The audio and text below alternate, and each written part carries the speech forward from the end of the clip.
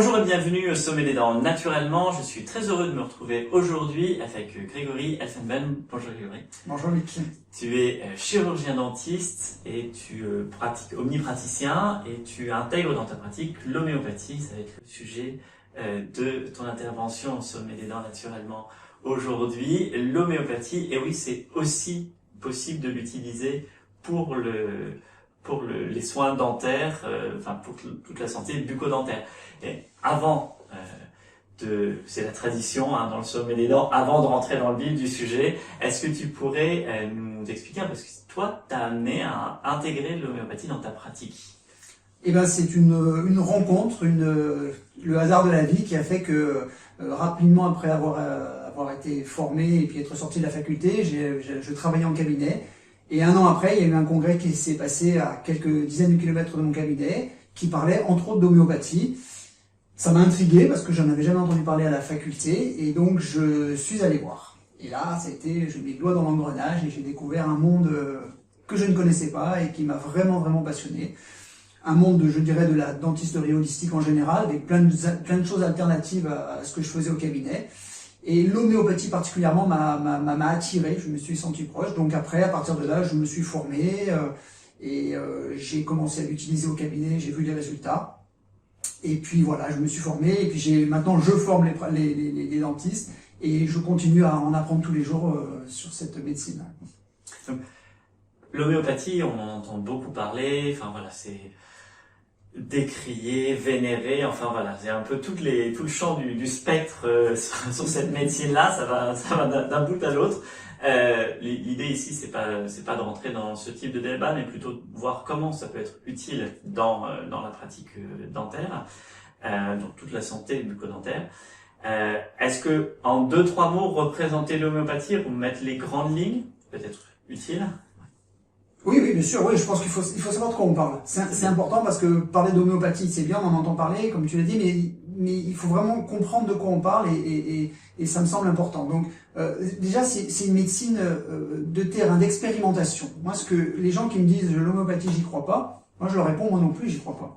Je vois. Je suis assez cartésien et je vois les résultats. Moi, j'utilise au cabinet et quand j'ai un résultat dans la minute qui suit, suivant ce dont j'ai besoin, je me dis, tiens, il s'est passé quelque chose. Bon, des fois, ça peut être long, mais en tout cas, quand j'ai des résultats, et si j'avais aucun résultat, je pense qu'il y a longtemps que j'aurais arrêté. Bon.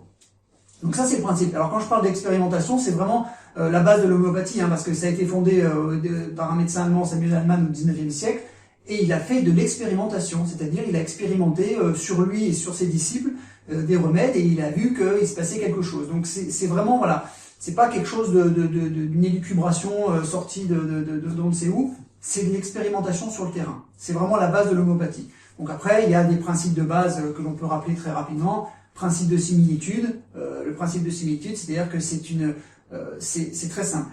On prend un exemple concret. Quand on fait la cuisine, on coupe un oignon, qu'est-ce qui se passe? On va pleurer et on a le nez qui coule. Et ben quand on va utiliser le remède oignon qui s'appelle Allium cepa en homéopathie, ça va permettre de traiter les rhinites ou les larmoiements importants. Donc en fait, le traitement homéopathique le remède homéopathique va soigner les symptômes que l'on aura obtenus chez une personne en bonne santé. Ça, c'est le principe de similitude.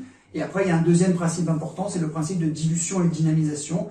C'est-à-dire que cet oignon-là, on va pas l'utiliser pur, on va le diluer, le dynamiser. C'est ce qui va faire la valeur du remède homéopathique. Donc on va le diluer, il y a différentes techniques de dilution qui vont permettre d'obtenir des remèdes avec des degrés de dilution différents. Et la dynamisation, c'est aussi important, c'est ce qui va permettre de donner une dynamique différente au chaque remède et ce qui va apporter une valeur énergétique importante au traitement. Ça, c'est les deux grands principes de base de l'homéopathie. Donc pour les dilutions, ça va correspondre aux chiffres suivis de CH ou de K suivant. Voilà. CH, c'est centésimale hahnemannienne pour voilà. Bon, comme ça, on a présenté un peu les bases de l'homéopathie. De manière succincte, mais c'est ça. Exactement. Elles sont faites. Exactement. La question qui vient, c'est, d'accord, ok, on peut utiliser l'homéopathie en art dentaire, mais qu'est-ce qui va faire est-ce qu'il y a une façon particulière d'utiliser l'homéopathie? Est-ce qu'on utilise l'homéopathie en dentisterie de manière différente de celle qu'on aurait en médecine générale Alors, non. Non, on l'utilise de la même manière. Je veux dire, un médecin homéopathe ou un dentiste homéopathe, ils vont utiliser l'homéopathie de la même manière. Seulement, le dentiste, il va se centrer sur la sphère bucco-dentaire.